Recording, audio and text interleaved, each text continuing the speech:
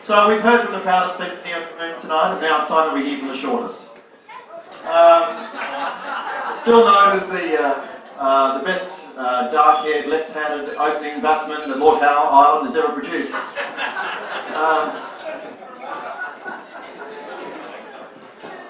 Yes, I'll say no more.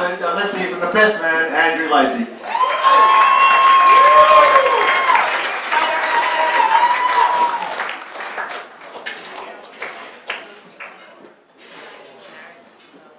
Before I start, I just want to settle a question that's been asked twice. I want to answer a question that's been asked twice tonight and not answered, and that is whether Tim Shaw liked Sex in the City or not. Now, I've known him for a long time, and I can tell you, he liked the TV series a lot, and he loved the movie. So, any suggestion otherwise, I refute. It's a real honour for me to be up here tonight. It's been a wonderful day, and it's looking like becoming an even better night. A lot of us have thought for a long time that this day would never come. And some of us still can't believe that it's actually arrived. But I, for one, am not one of those people. Because I've known Tim for a long time, and I know that he has very carefully crafted a facade over many years, trying to lure us into a false sense of, shall we say, security.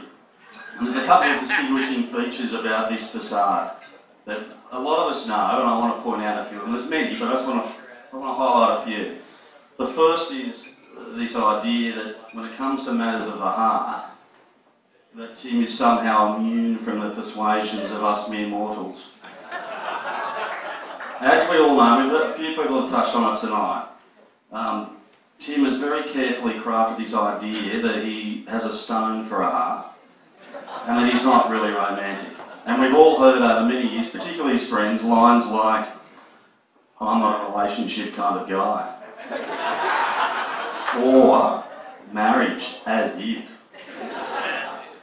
But we all know that, in truth, Tim is a very different man to that facade that he appears to want to perpetuate. Another part of that facade is this idea that he's some sort of eastern suburbs Hugh Hefner.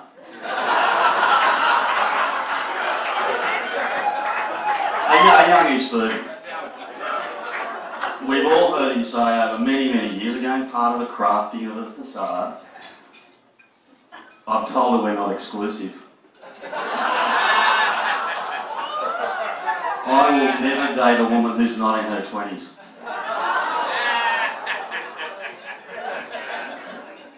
But again, it's all part of the facade. It's all part of the facade. The third distinguishing feature, and this is one of the hardest ones to penetrate, is the idea that he is somehow inflexible, stubborn, and incapable of compromise. Yeah, no one would ever believe that, but again, it is part of the facade. We've all heard over the years things like, "That sounds like a great idea, but how about no?" Or, "We can do it my way, or not at all." The real evidence behind the real man behind this facade, of course, is the real Tim. And Phil touched on before, who would have known he was a romantic? Everyone that knows him well knows he's a hopeless romantic. I mean, who else would propose at the top of a mountain at a restaurant, just outside of a restaurant called Cloud 9? Some would say no one, others would say definitely Tim Shaw. I was actually there, and not at the proposal, but on the mountain. And we're not that close. And Tim had organised it for a long time, and Phil touched on it earlier that he'd been planning it for months and months and months. And he gets up to the top of the mountain, he pulls off a $1,950 designer set of ski gloves, says to Jane, "You better do the same." Those were $2,450. gets down on bended knee, pulls out an enormous diamond and says, look up at the sky. And at that stage, the sign writers are... And it was a nice touch when you saw the chalkboard with a "That's Rooster's Girl." He actually put that across the sky before he proposed. He gets down on bended knee in about waist-deep powder and says, will you marry me? And we all know what she said, but that doesn't sound like a guy who's not romantic to me, anyway.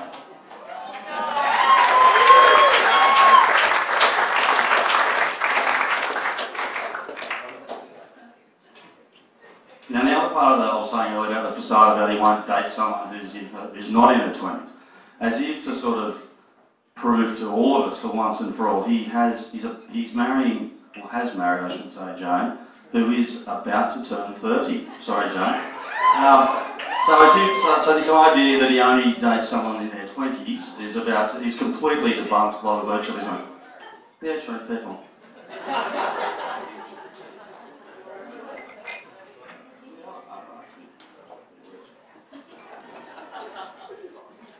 I want to touch on the no compromise thing just briefly.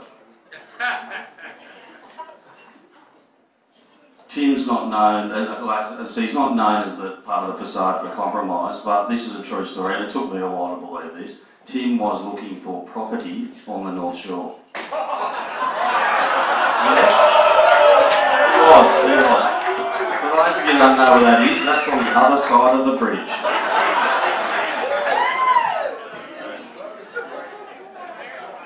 So, one might ask, given this carefully crafted facade which is just falling away as we speak, why now? Why now? And I think we know why. The name is Jane.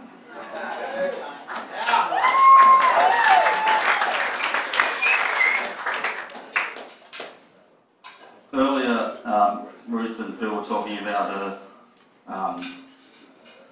work ethic. And I've got to say, perseverance is something that I really admire in Jane. Because she has shown a doggedness that no other woman has ever shown before. Anyone that knows Tim well knows that he puts you through a very long sort of test, as it were, before he welcomes you into his world. And Jane has withstood the test of time. It's been a long and enjoyable 5 years, no doubt, but a hard 5 years, and many have fallen where you have succeeded. So well done, Jane.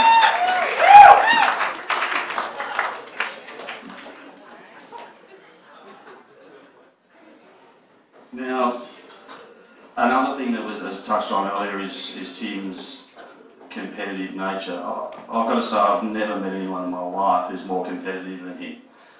And Jane, until I met Jane, and I've seen them, I've played golf with them, I've seen them ski, I've heard about the tennis tournaments, the ping pong tournaments, and the one thing I can say about Jane, she's an extraordinarily competitive woman and something that I know that Tim admires in her. And so when I realised just how good she was at various sports, and I must say, echoing Phil's comments, a lot better than Tim. Certainly skiing. I can't say about the golf, but certainly skiing. I realised then and there that that's another reason why Jane's been able to break down this facade, because she matches Tim in every way when it comes to that competitive nature.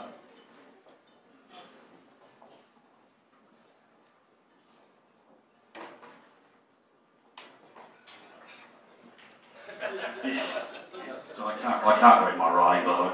And anyone that knows me knows that no one can read my writing, including myself. So I've got to say, Jane, despite Tim's looks, you are an extremely lucky woman.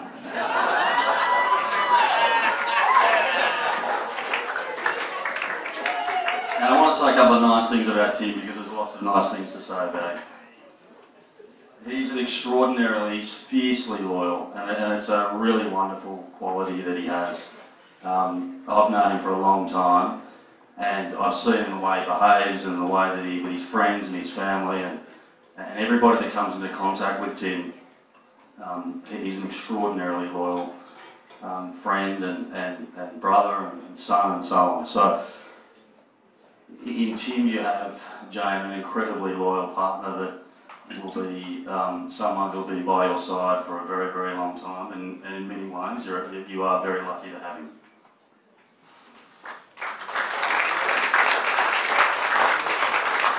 He's extremely caring, and you touched on that in your speech. When you're around Tim, he always wants everybody to have a good time, and he's generous, extremely generous, and I'm going to come back to that in a second. But he really does welcome you into his world, and he wants you to feel welcome and part of what he has. And I think Jane and Tim do that really well, and today is just an example of how they do it. But I must say that I've been a beneficiary of some extraordinary generosity and friendship over many, many years with Tim. And so that's another wonderful quality that, Jane, you get the benefits of. The other thing, touching on his generosity, recently, I've got to say, it went to another level between Tim and I, as far as generosity is concerned. He gave me 2 days ago power of attorney. Now, if anyone wants short-term finance at incredibly competitive rates, just see me a bit later. I've also got a unit in Paddington that can be sold at any price. So, I'll take 800. Sold. Finally, I want to touch on one thing, which I think is a bit of a theme today, certainly what I've witnessed. It's a strength, I think, of both Tim and Jane's, and that is family. I've had the benefit of knowing Tim for a long time, and as a consequence, his family. And that fierce loyalty is, it really comes through in the way that all of his brothers and his sister interact with each other. They're great mates. His parents are awesome, and Tim's very, very proud of his family, as he should be. But he's one of those guys who makes everybody know that he cares about them, and he does it with his words, but also his actions. And I think, Jane, from what I've seen, meeting your sisters and your parents, I think you're the same. And so, in many ways, I think that is really where you guys come together at best. And I think the two families coming together and the way that you have tells me that you're going to have a wonderful, wonderful life together. And I certainly wish you well. I'm not going to toast you just yet because I think someone else already has, but I really, from the bottom of my heart, wish you all the best, and I know that you're going to have a wonderful life together, so congratulations and well done.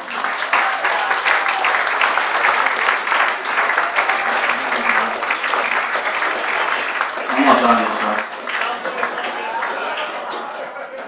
The bridesmaids.